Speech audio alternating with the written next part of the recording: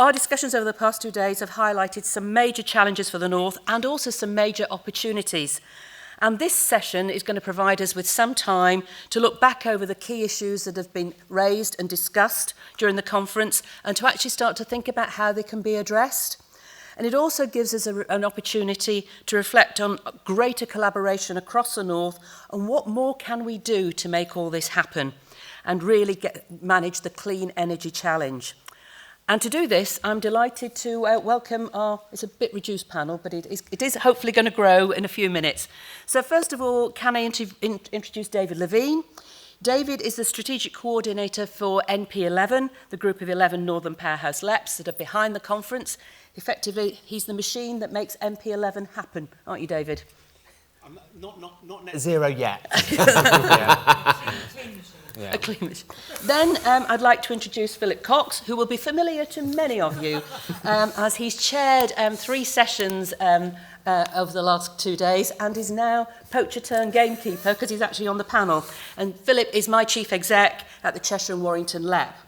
Then Mark rejoins us from the last session that was held in this room, of the Head of Energy and Environmental Change at the Liverpool City region, and Henri Murison, the Director of the Northern Powerhouse Partnership, hopefully will be joining us shortly. So without any further ado, I'd like to ask each of our panel members to offer their own very brief perspectives on the issues that have been raised over the last 2 days, and what has really grabbed them, and what do they think we can achieve more by working together across the North. So I'll then open up the debate to the floor to see if there are any questions on some of your takeaways from the conference, and again, implications for what we need to do to work better together.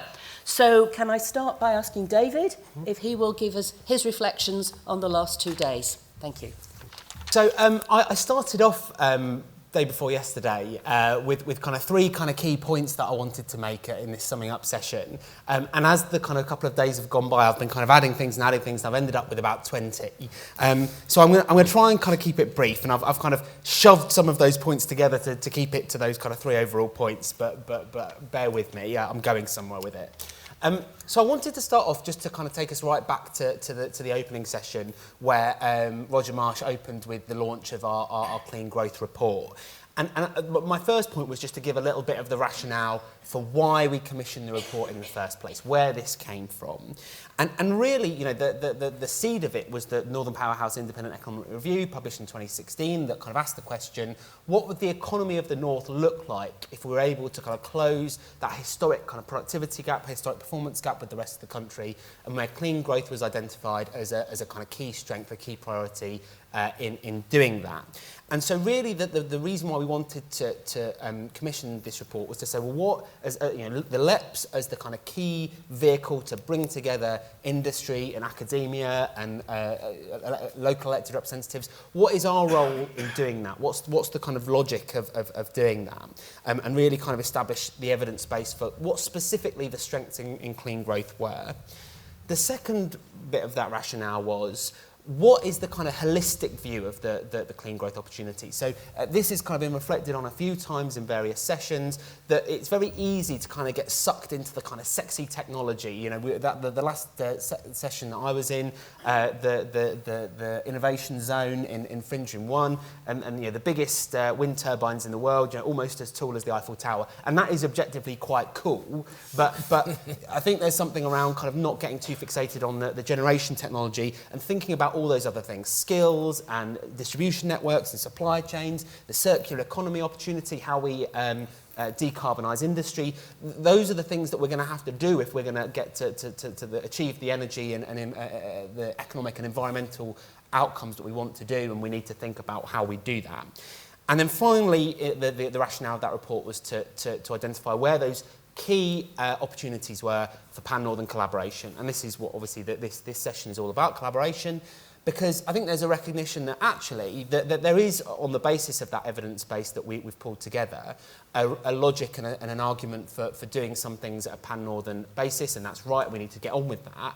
But actually there are some things where we're fine just to let local areas, local enterprise partnerships, local authorities just get on with it. They've got what they need, they're doing what they need, and that's great, but it's not necessarily something that we need to focus on at a pan-northern level. So it was really to kind of do that process of identifying what those priorities are. So the key, we've got a report, lovely, always nice to have a nice glossy report you can give out at conferences. Well, so what? You know, what are we actually going to do with that report? And I think for me, again, there are three kind of key takeaways that I wanted to kind of pull out as part of reflecting in the discussions that have happened over the past couple of days. The first is the kind of size of the prize for coordinated action. And you know, again, one of the things that really strikes me is that the North is the right place to do this, not just because of those generation opportunities, although of course that is near if not at the top of the list. But actually, if the size of the prize, if we fit all the pieces of the jigsaw together, you know, the North has got the academic institutions, it's got the skills, it's got the manufacturing base, as well as those generation opportunities. And so actually, if we want to achieve this prize, we're going to need to do that in a coordinated way. The second thing is around opportunity cost, and I think, you know, again, it was captured very well in that opening session. The opportunity is massive. We are the North is the UK's powerhouse, 40% of the UK's energy, but a quarter of its emissions. So if we don't act now, not only will we not be the solution, and not only will we not get all those massive opportunities, export opportunities, the thing that there is a kind of limited time window for, then actually will continue to be the problem. And we don't think that's how we should do it. We should be the solution, not the problem. And then finally, in terms of takeaways, the answer is a mix of different solutions. And I'm saying this partly because in a couple of sessions I've been in here, one of the questions when we've gone out to the Q&A has been somebody, one of our colleagues in the nuclear sector, who shout at the panel for not talking enough about nuclear, and this is me trying to avoid getting shouted at, because actually, you know, the report, the evidence is very clear that if we're going to achieve those environmental, economic, social ambitions, we need to draw on a mix of technologies, and we have to be grown up about that, and the report does talk about those, and nuclear is one. What happens next then? This is my final of my three kind of headings. So Roger at the start announced Net Zero North. So this is our programme that we're going to develop to do the doing, to take forward all the ideas that people have talked about over this conference. That's going to be about joining up different energy questions. So yeah, electricity, but heat and transport as well. A really clear roadmap from where we go to here with clear milestones, because one of the kind of key points that get made is it's fine talking about 2032, it's fine talking about 2050, but what does that mean 2, 3, 4, 5 years down the road? And we need to be honest and clear about that if we're actually going to make it happen. What are the key projects? So either at a local level that are being done that will help us achieve this ambition, that need lifting up, or actually some of those kind of transformational things that do need government investment that we need to make the case for. That systems approach, picking up this kind of some of the discussions had, I think, in your session, Philip, around regulatory barriers, the kind of institutional questions that some of the political parties are starting to raise, and indeed we need to be a partner. We need MP11 and with your help need to be a partner for government. We can't just be another organisation on the list of statutory consultees where we're asked what we thought after somebody in the centre comes up with the plan. We need to be the ones providing solutions, shaping the debate, leading on the issue, and again that means collaboration. You know, we've seen some of these funds that have been announced. You know, government's doing good work, but this is a criticism of government. A lot of these kind of decarbonisation funds or whatever, and it's very kind of, again, very competition focused, very focused on pitching different areas, different universities, whatever, against one another. And actually, going back to what I said before, if this is going to happen, it needs to be a collaborative effort. And finally, my very final point, it's about hearts and minds. So, you know, we need to use the leaders, and I use the leaders in its broadest sense that you've heard talk today. You know, that we've got a couple of lords on our board. They're both sat on the front row. You know, that parliamentary effort right through to, you know, we've talked about getting into schools and winning over hearts and minds in terms of the future generation, actually making them our ambassadors and helping us sell to their peers. And then finally, yourselves. So you guys need to be ambassadors for this too. You know, we want you to work with us to actually kind of develop this and action it. because you're going to be part of that solution as well. Thank you, David. I think you're going to have your work cut out going forward if Yeah. MP11's going to drive this, which we want it to. Philip.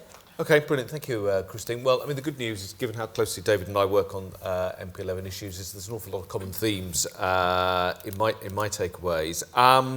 But, you know, I've been sort of reflecting on some of the sessions that I've been at, and firstly, I think actually this conference has emphasised to me the incredible strengths that we have in the north. Sort of some of the all these technologies that we've got, sort of, and in particular, and David mentioned it in his remarks, we produce 41% of the UK's energy, but we only use 29% of it.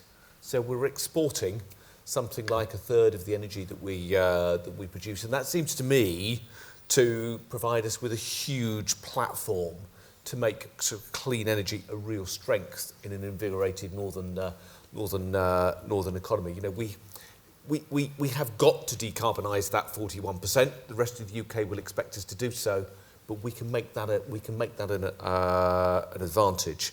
And I think, you know, a lot of what we heard is that we've got the skills and capability to do that. And interestingly, not just to make it carbon neutral, but I think it was Drax who were talking about actually they're already carbon neutral. They can actually make it carbon negative, which I thought was absolutely fascinating.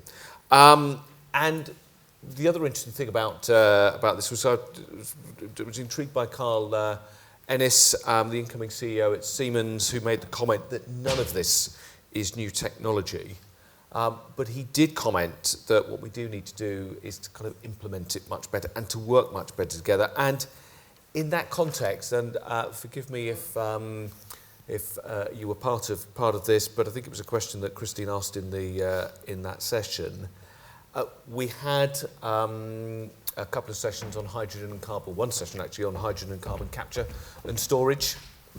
And what we heard were 3 identical presentations from different parts of the north, 3 parts of the north doing exactly the same thing. I think the following presentation, we then had Rolls-Royce telling us how, in order to get the costs of nuclear power stations down, they are going to produce them all to a standardised design with standardised parts and so on and so forth. And I thought that sort of, you know, just putting those 2 things together, if those 3 high carbon capture and storage systems were working together, they could standardise their parts, they could standardise the technology, we could do it much more cheaply, we could really steal a march on. But at the moment, and it's partly, and I think someone in response to your question, Christine, did say it's partly government's fault because they're telling us there's only one pot of money and we've all got to compete with each other. But nevertheless, you know, I think there's a lot more we could do by really making the whole greater than the sum of the parts. And I'm sure that, you know, there'll be many other examples of that. It's maybe unfair to just pick out those 2, but there will be plenty of others. I think also working together will also help us address some of the other issues that arise from the clean growth agenda. Very struck by much of this conference was about industrial processes, techniques, technologies. But I think in the session that I chaired yesterday, which was more about the politics of all of this, the point was made about what they were describing as a just transition. I hadn't heard that phrase before, but it was really, really interesting. There are people who are working in jobs that are kind of where they've all their training, all their skills, their job depends on carbon intensive technologies. At very least they need retraining. At worst they're going to find themselves out of a job. And the chances are that some of those people losing their jobs will be concentrated in some parts of the economy. And we probably need to avoid making some of the mistakes that we made in the 70s and 80s, where, you know, we've got Roger Harrabin talking tonight, you know, with the BBC at the gates of a shipyard, of a car factory, the gates shutting behind them. That's it. 10,000 people out of work, all in one go. Absolutely decimated sort of economy in a local area. So we really do need to address that. We do need to address the training. We also need to get our young people inspired and interested in some of this. Certainly within Cheshire and Warrington, we are struggling to get young people inspired in STEM technologies. STEM technology is going to be absolutely essential if we're going to make a success of this agenda. And I think kind of And those 2 points kind of lead me to the conclusion that there's an awful lot that the industry can do, perhaps even more that the industry can do, but I'm afraid there's rather a lot that the people sitting here need to do. Industry on its own is not going to tackle the skills problem. It's certainly not its responsibility to deal with the sort of the transitional costs of moving from one technology to another. So I think we have an important role in trying to sort of pull all of this together. I think MP11 has an important role. This is not something that we can do at a microcosm. You know, people do not. People take no notice of the fact that there is a boundary between Cheshire and Warrington and Liverpool and Manchester and indeed even Derbyshire. They're not interested in that. They're simply interested in what it means for them. So we have got to do a job to pull all of this together. And I think also encouraging government to see this as a system. Rather than, and we've encountered again this issue in Cheshire and Warrington over the last few days, government still organised around a series of discrete projects and unable to see that actually you need nuclear, you need hydrogen, you need wind, you need solar, and then they all need to be pulled together in a single energy system. At the moment, we have a nuclear project, we have a wind project, we have an energy systems project, and they're not seeing the big picture. And again, I think there is a role for MP11 and the other LEPs to sort of pull all this together. So I think it's a big agenda for all of us to discharge, not just here, but also everywhere else in the room. But if we get it right, then we've got some huge, huge opportunities. Thanks, Philip. Mark, you spoke with real conviction and about the commitment that Liverpool is making to this agenda in the last session. So what are your takeaways from how we need to work together across the north to make all this happen? Okay. I think one of the first elements is just how fast this agenda is moving, the acceleration across the board, both in terms of acceleration from political level, acceleration in terms of technology, and acceleration in terms of the engagement from a much wider community. Probably when this conference was first announced, a lot of the initiatives, a lot of the targets, a lot of the rhetoric was quite out there. You know, this is moving very quickly. The hard thing then is for all of us to keep on top of that, to work out what technology we're going to do, what is politically acceptable, what our citizens, our communities, our businesses are going to be able to do. And back to Philip's point, we put lots of lines on maps, but actually this affects everybody on this.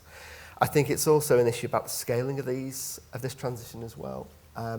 This is going to affect everybody. It affects all sectors of business. It's not just about green technologies, it's about every sector and facet of business and society. But in some ways, I take confidence. We've been here before. If you look from 1965 to 75, we built all of the major coal-fired power stations that line the M62 from Fiddler's Ferry to Ferrybridge. We built 6 of the 7 nuclear plants. We reconverted most of our grid. We changed over from hydrogen to methane in a 10-year period. You know, we made major transport infrastructure in this period. So there are periods of time when we've done this. We've actually made huge transitions. Can we do that again? I think what has changed, though, obviously, is we are a different society, a different outlook on life. But it's interesting, some of the people on a couple of the sessions mentioned the CGB. That idea, not necessarily about as an entity, but as a way of coordinating and a way of pulling these technologies together and the understanding of, to give it a level of direction, to give it a certainty as well, because one of the other things is this is significant capital, both political and financial capital that's going to have to be put into this.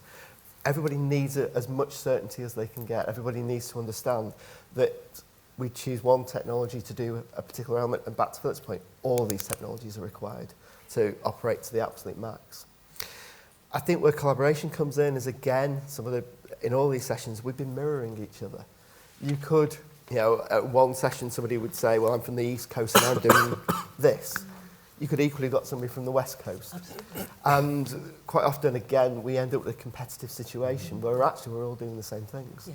And I think we can't lose sight of the fact that we could spend a lot of time competing internally within MP11 for elements, but other areas, whether it's in Scotland, whether it's in South England, or increasingly Europe and beyond.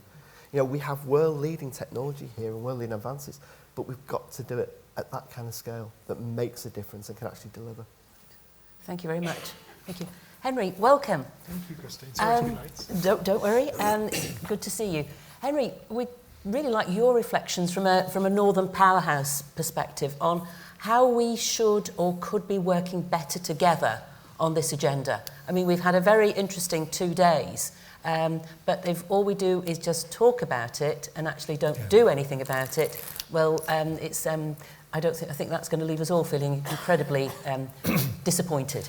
No, and we've been lucky as a partnership to have had a number of business people from around the north on a kind of non-geographic basis looking at some of these issues for us for the last few months, and they kind of coming to the end of that work, particularly around energy rather than clean growth. And I think if you take an energy lens, which is only one part of the clean growth lens, you can obviously relate it back to the Northern Powerhouse Independent Economic Review. It's one of the prime capabilities of the north. It's one of the industrial realities of what the north actually is. And it's also one of those differentiation points of what we contribute to UK PLC and globally, that we are genuinely having the assets to be able to do something meaningful. But what you can't do, and it's some of the things we kind of come to a realisation of, I think, as an organisation, and certainly with a number of the businesses that make up our kind of leadership around our board and our various discussions, has been that you can't be entirely constrained by your existing asset base, because yes, we are going to continue to be a world-leading centre for nuclear, for decommissioning, for SMR, but not all the things we're going to have to be world-leading in are things we currently have assets in. And I think if you take an asset-based approach to understand where the collaboration opportunities might be, that does drive you to certain outcomes. So if you look at the existing assets you have in those areas where existing assets are a key differentiator, they naturally point towards where leadership should fit. And I think some of the reflections that Phil were making are very much ones we've come to, which is that just because government policy likes setting up competitions that no one wins, so energy is full of competitions that no one wins, I don't think we should really be willing to play those games. So if we believe that we want our clusters around hydrogen, for instance, or around CCS to be collaborating rather than competing, we need to do that for ourselves, and we need to change the way that we're working so that we are being genuinely collaborative. And I think certainly in our response to the general election and what the opportunity of the next few weeks gives us, is that in reality we think some of those propositions around making a real game-changing progress on CCS, which I think with Claire Perry still at Energy we would have seen, but we've maybe lost a bit of momentum on, around the opportunities in nuclear, which I think are kind of bread and butter sort of standard northern opportunities. I think I would only challenge and say that there are a number of international players who all want to do something in the north, and I'm pretty vendor neutral around SMR, which is that I think the north should build them. I don't really mind whose technology we build, because frankly the key point is that we get the supply chain in the north of England. It's not about us picking winners in terms of particular industrial partners. And I think finally, around the scale of the challenge and where we've got particular opportunities, I think seeing the decarbonisation of heat in the round engages some of the city regions that maybe don't, unlike Liverpool, have the same heritage and industrial base. And if you look at Greater Manchester's industrial strategy as an example only, they do talk about areas around the clean growth agenda, specifically around decarbonisation, where they do not currently have masses of expertise, right? But they have challenges based on the fact that they need to address these issues. And so I think if we bring together those pan-northern challenges with the existing assets we have and a willingness to take on areas in the energy transition where there aren't currently areas of global leadership, we can avoid the risk of simply buying other people's heat pumps. And I think I kind of define everything as we captured, thanks to the Siemens investment here in Hull, a lot more of the supply chain in offshore wind than we could have had, but we could have had more. Mm-hmm. And I think if at the time we'd have had an industrial policy for energy, rather than thought about energy as a problem in government that has to be fixed, then we'd be in a different place. And I think certainly our pitch would be around the new Northern Growth Body and all of the opportunities we have to work with government around what the mechanisms are for collaboration in the north. We need to be really clear that we see energy not as simply a part of the carbon reduction story, but as a significant current employer, as Phil alluded to in talking about the just transition, and also an opportunity for us to grow and transform the economy. And actually, if you look at the MPIR growth assumptions, which is a very kind of exciting and thing to do on an afternoon here in Hull, what you get to is actually the GVA increase in the transformational scenario for energy per job is incredible. It's one of the most impressive of all of those transitions in terms of the economic transition. And so I think rather than just talking about decarbonisation and the clean growth agenda, we also need to talk about raising northern productivity. And we can't let this conversation become decentered from that. So the point of the Northern Powerhouse was to make the North more productive, to close the North-South divide. Energy and helping the South deal with its carbon reduction challenge is an economic opportunity. Yep. And I'm not regaling in the fact we have to make this transition or it's pain for certain parts of the economy and for certain industries and individuals in many cases. But this will create well-paid jobs in the north of England. And we have to grasp that opportunity because we will decarbonise one way or the other. But we could, as I used my example before, just by someone else's heat pumps. And we cannot do that. Thank you, Henry. I think one of the slides that really struck me was the Obris one about their supply chain. Foreign ownership, and look at the number of British companies that were supplying to that organisation. So, and to your point, that this huge opportunities for our employees, our SMEs. So now it's an opportunity for the people in the audience to give us their feedback on what they've heard over the last 2 days, or any questions that you have for the panel. So we've got some roving mics if anybody wants to ask a question. Thanks very much. It's interesting to hear the conclusions at the end that you've all had. I think my observation comes from quite a different perspective maybe to some of you, and I really just wanted to raise that and say that I think what I've heard quite a lot in the sessions that I've been to is maybe not unexpectedly when we're talking about growth in the Northern Powerhouse, that quite a lot of sort of views from the top, views from organisations that are looking at big scale challenges with the energy system and the economy, but taking a slightly different view. I wanted to also remind you that the people have to kind of come along with these changes and come along with the economic and energy challenges, and that engaging communities in those changes is very important, because if they don't necessarily feel like they have a stake in the changes or they feel like things are being imposed upon them, then I don't think those changes will be as effective or provide or kind of realise the opportunities that they might do. And so including an openness to community initiatives, community businesses, community energy, even though it might be at a small scale and won't contribute the kind of the gigawatts that we need for the nation as a whole. I think I'd just remind you that looking from the bottom up and trying to nurture that level of engagement with the transition, the just transition that we need to go through, will play a valuable role in the changes. Well, thank you. There's a point very well made. In fact, we have discussed it outside of this, and I think it goes to what David was saying about hearts and minds. We've got to take communities with us, and I think we think we're probably where one of the things that we didn't focus on that should have been focused on is what people are going to do in terms of how they're going to change their behaviours to actually embrace this, because it's only by doing that that really we'll be able to, have that kind of societal change that we need to underpin this. Do any of the rest of you want to comment?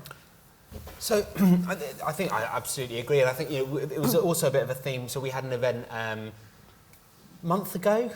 Time bends when you're this busy, but in Rotherham with the Convention of the North, and one of the kind of key themes. So and there were lots of partners involved, and one of the kind of the opening session actually was kind of run by and kind of perspectives from people that have and groups that have kind of historically, traditionally been seen as actually not particularly central to this debate. So that's been one of the kind of criticisms of the Northern Powerhouse as a kind of government concept, is that it's kind of very institutional, it's kind of people, political insiders kind of giving it the same old faces. And actually when we did this summit with the Convention of the North, we wanted to turn that on its head and kind of get young people involved.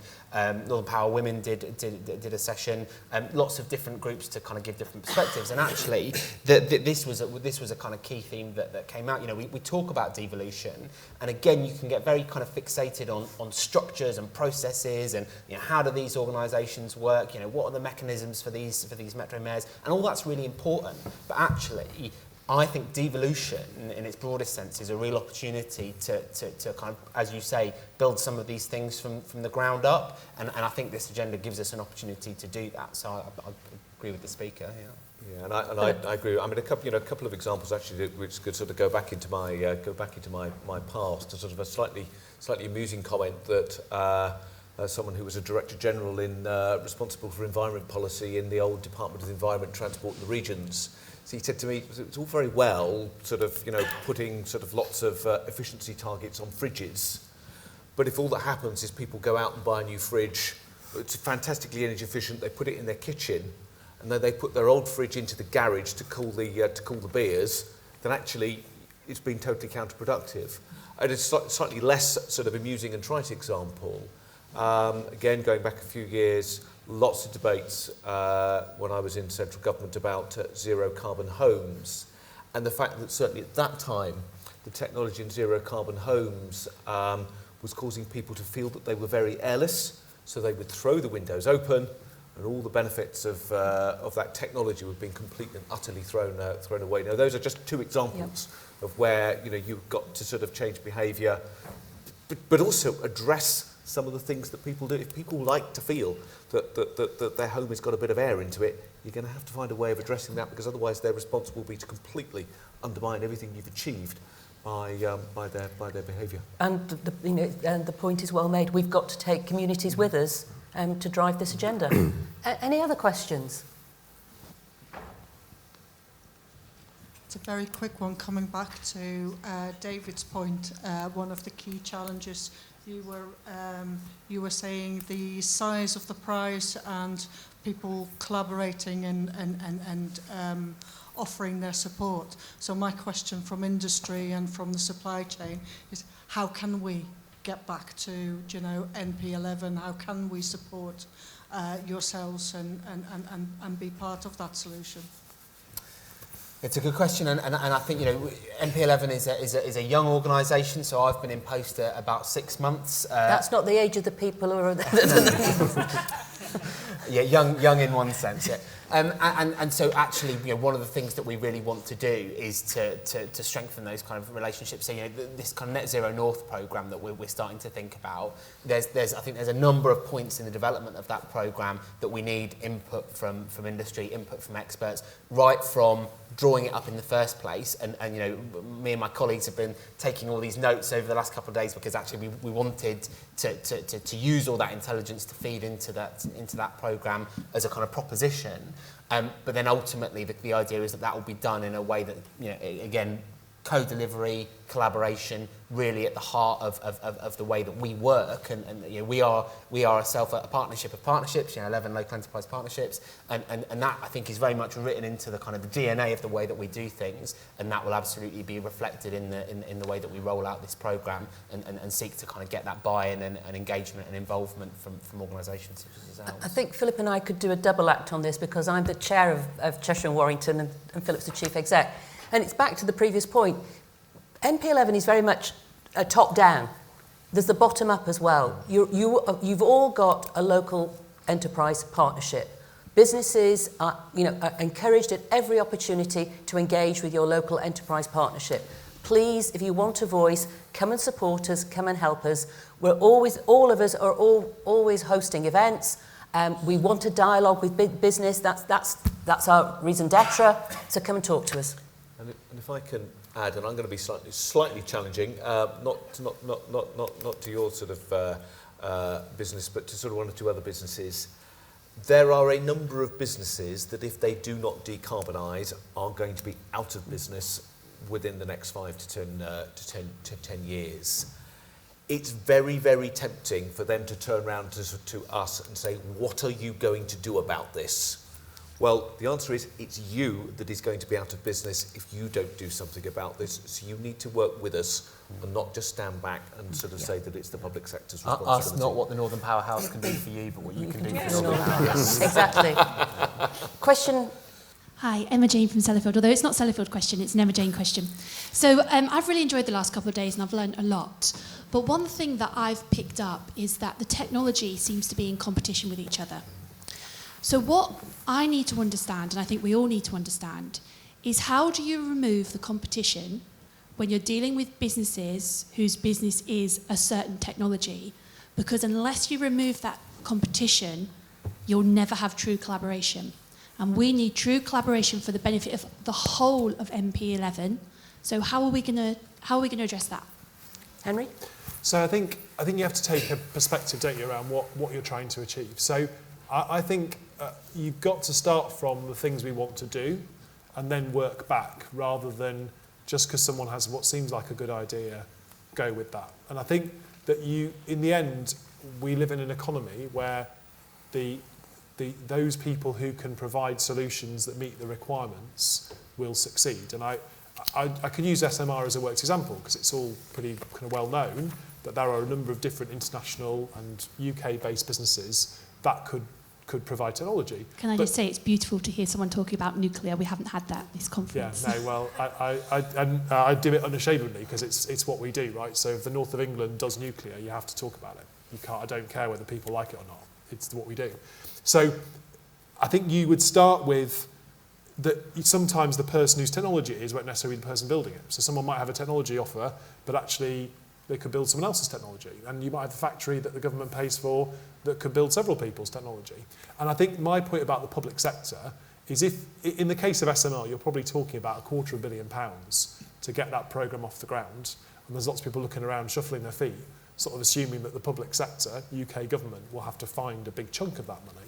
Now, the conditionality I would attach to that is you need that UK supply chain, but you also need to be able to say to all the people in the market, right, we can offer you the opportunity to build your technology. You need to have some risk in the game. We can find you a vendor, for instance, who can come and all come in, but then you have developers who are going to build these things who have to come in and play a role, and we're going to have a competitive set of relationships that drive people to the best technology provider built by the best people using the best supply chain.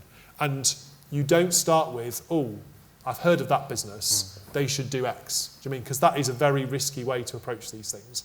And it is, and your supply chain and the NDA's wider supply chain is a perfect example of a very efficient supply chain that is competitively procured by the public sector.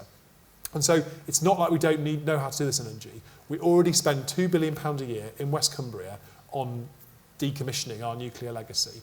We do that with significant knowledge and expertise within central government and within its agencies on how you get value from big engineering companies, for example, in doing tasks that the private sector is best suited to do.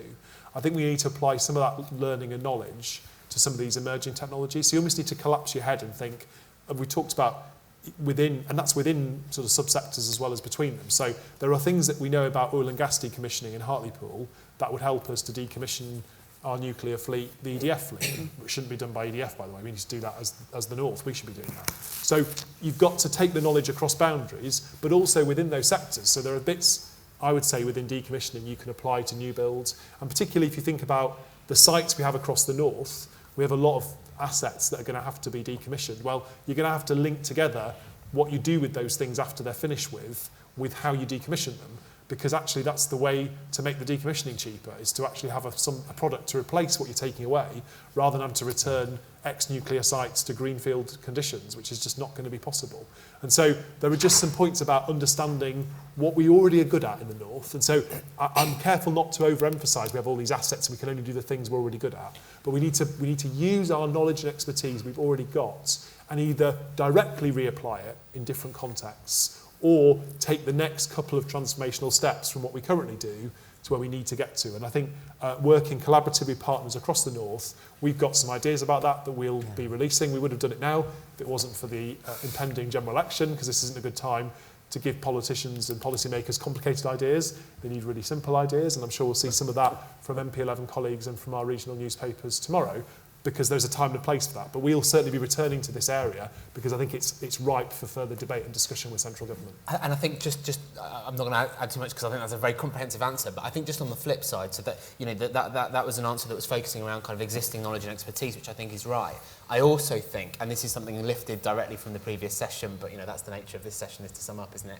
Actually, I think it's also about being clear and being better at defining what we don't know, because actually, so the last session that I went to was around innovation, and actually some of the best examples of collaboration is when you've done, either at a local level or whatever, you've pulled together a very clear idea about a specific problem, a specific kind of technical question, a problem, a systems approach, whatever, a particular kind of issue, a problem that you're trying to solve. Because at that point, I think it's easier to bring people in on a collaborative basis because they haven't yet got to the point where they're competing with each other with a final product. If you're bringing them in early enough in the development of an emerging technology around a specific problem in a specific sector, that is a good moment where you can bring people in because people can see that there'll be benefit down the line and they're not yet competing directly with each other. Roger Marsh has a very good expression for this. It's meaningful collaboration and healthy competition. And that's what we need to aim for. Any further questions?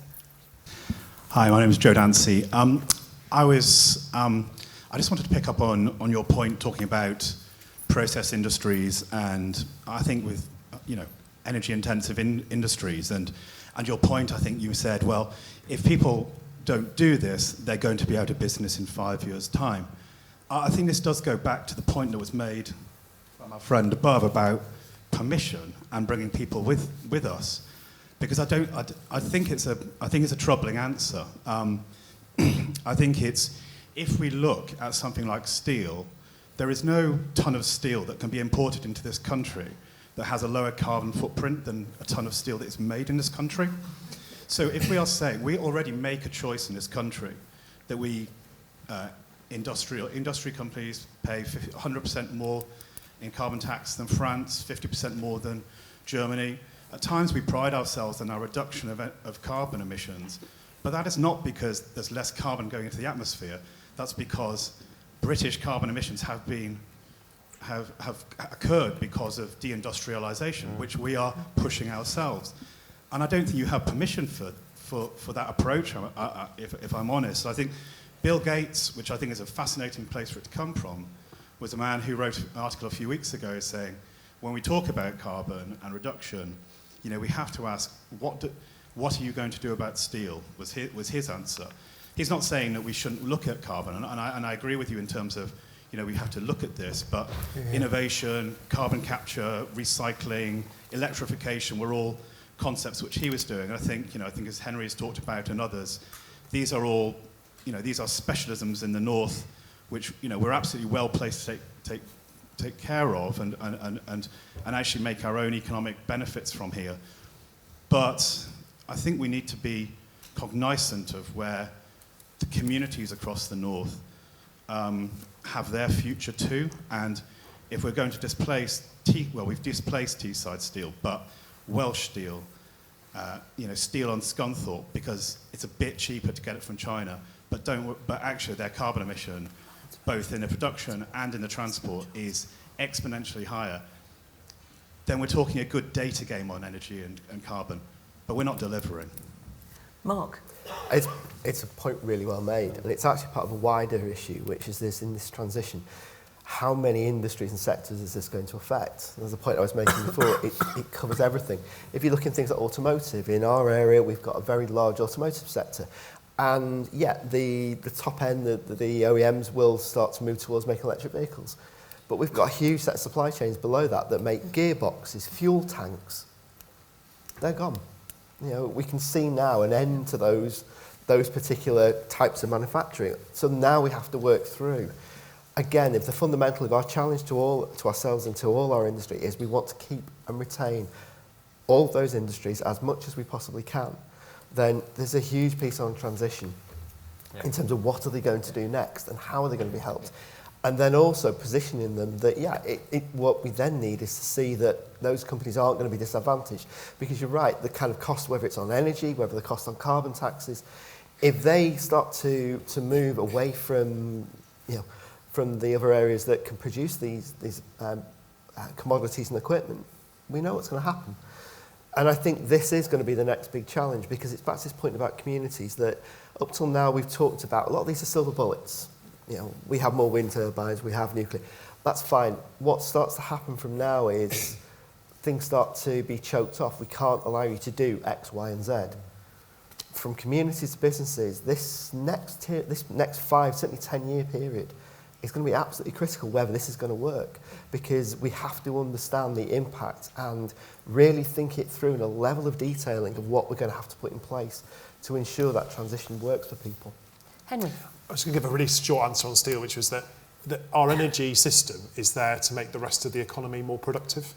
Does that make sense? And to support people's lives. So energy is not an end in itself. And so I do sometimes get discussions with people who work in the sector, and they don't really understand what their product is. Then the point is, and I think what's really interesting about the cluster of energy-intensive industries that have come together around carbon capture and storage here on the Humber, is it is overtly about creating a net zero and a sort of a kind of a carbon budget which enables you to offset the carbon needs of a very expensive business in terms of its tax take in one corner, and use technology that's going to create less than zero carbon to make that business more economically viable. And I think in the longer term, we should be thinking about technologies like steel recycling as part of the energy debate, because in reality, we need to look everywhere we're using energy and work out if there's a better way of doing that, if that makes sense. And I think, Joe, certainly some of the work you've been involved in Teesside is a really good example of how we can reimagine some of these challenges and not be constrained by thinking about the energy sector. And I do think that's one of the lenses that the clean growth work needs to take. If it's kind of energy on kind of steroids, which is kind of thinking about the whole of how energy is used in the economy, then I think that would be really meaningful. But I think those of us who work with, in my case, many larger businesses, are really clear, though, that we have to be differentiating about what the North is good at and why the North should do this. Because if we're asking for government to make the North the place to do it, we have to be really clear that we're not just doing kind of cookie cutter policy, so a version of Whitehall. We have to be absolutely clear about what the northern dimension is and why the North should do it rather than someone else. And I think that's where MP11 has got real strength, which is that the economic rationale for it all comes back to the same MPIR that drives the transport innovation, and that there is a absolutely consistent narrative about why we're doing these certain things, and we know what the economic benefit will be because it gets us to that extra trillion economic value that we can generate by 2050 and a more equal society and country. That's the prize, and all these things are contributing to that directly. One very, very quick point from me. I think there's a 2-day seminar, another 2-day conference in a proper response to that point. But I will make one other point, and it's something we haven't discussed today. We are talking about sort of net zero for the things that we produce here. There are 2 iPhones in my pocket. They were both produced in China. What is the carbon footprint? I will pride myself on being completely zero carbon in everything that I personally do, but I won't count the carbon that was used to produce those 2 iPhones. Absolutely. And that's what where's the exactly. One final question. That gentleman there. You were talking there about the next 3 to 5 years being crucial, absolutely. And I think there's been a lot of discussion in the conference as a whole about energy and clean growth, unsurprisingly. But I think the resilience angle, if we achieve all of what we've talked about, 1.5 degrees is still likely. That is going to have a profound effect on our communities and on our places. And I think it's going to have a profound effect on our businesses and how our people get to work, how they survive at work, how they endure in the face of long, hot summers, etc. So I think thinking more about, how do we adapt to those changing conditions, support businesses and communities to do that. And I think the placemaking agenda is a crucial opportunity to actually contribute that by creating sustainable places that have this at the heart. Not only do you do what the gentleman said about actually bringing communities along with, you change a mentality and you get people prepared and ready to receive the technologies that you're all talking about. So the question really is, how do you create that synergy with placemaking where you can actually kind of flip the coin over and meet it on the other side? Go on, David. Well, so David works for the National Heritage Lottery Fund, and MP11 have just had a discussion around the National Heritage Lottery Fund about a piece of work to answer that exact question. So you tell me. No. Yeah, I think it comes back to the point around thinking holistically, doesn't it? And actually the point that energy isn't the end in itself. This is about a means to an end, and I think it's about having a vision for the kind of place we want the North to be, and then working backwards from that in terms of what does that mean in terms of where we get our energy from? What does that mean in terms of how we invest in the quality of place? What does that mean for how we connect different parts of the North up? And yeah, working backwards from that. And I think, the MPIR provided a really kind of strong economic argument, and it actually ties back into I think Joe's question around how we do this in a just way, that just transition, because actually you can't just think about these things in productivity terms alone. You have to think about how you grow inclusively, how you grow sustainably, how you join up those kind of economic, environmental and social aspects to it, and I think that's I think easier to do at a local level. That's actually quite hard to do at a national level because you've got all sorts of different pressures and very, very different places. Of course, there's a lot of diversity within the North, but I think I'm a huge believer in devolution. I've mentioned it twice now, and I think it's easier to do that at a northern level than it is at a national level. Okay, thank you. I'm just going to very quickly go down the panel, and I do mean quickly, guys. What one thing are you going to go do differently after being at this conference when you go back around this agenda? One thing. Me first? You first, go on. Okay. Well, Henry totally stole my thunder in teasing a bit of an announcement. So I mentioned right at the start that we need to be a strong partner for government, and I think that work does have to start now, and to establish dialogue with the different political parties about how we want devolution to work in future, informed by the issues that we've discussed today. So we need to go to the political parties as solution providers. Okay. Philip? Yeah, and I think actually building on that, go to them as solution providers to achieve that collaboration, to get away from this sort of this competitive element that seems to be in everything that government does. Mark? Well, I always push harder to make sure that we do collaborate meaningfully on these projects and push back if we don't, that's actually happening. Henry? I think we need to get energy in the North to be an election issue. Yep. And it isn't today, but it could be next week. And that's what we should be trying to do right now. Thank you. Well, first of all, I'd like to thank our panel for their insights this afternoon. So can we just say thank you? Thank you, Christine. I've certainly had a terrific conference, as I said at the beginning. And the two words that I'm going to take away is, can we stop it's more three words. Can we stop the conversation and start the collaboration and start doing some of this stuff rather than just talking about it? And inclusivity. One of the things that struck me, the skills has been a thread that's run through nearly every presentation we've had over the last 2 days, and yet it was a fringe event. And actually, it should be, it is a mainstream event because we can have all the ideas in the world for how we're going to deal with this issue. If we haven't got people with the skills to actually deliver on those ideas, we're not going to make that change. And that inclusivity means it's not just our young people, yes, massive opportunities for them, but also our current workforce, our older workforce, because we've got to create the job opportunities, which we've seen over the last 2 days are definitely there in this sector, to actually make sure that we can reskill people and give them that future.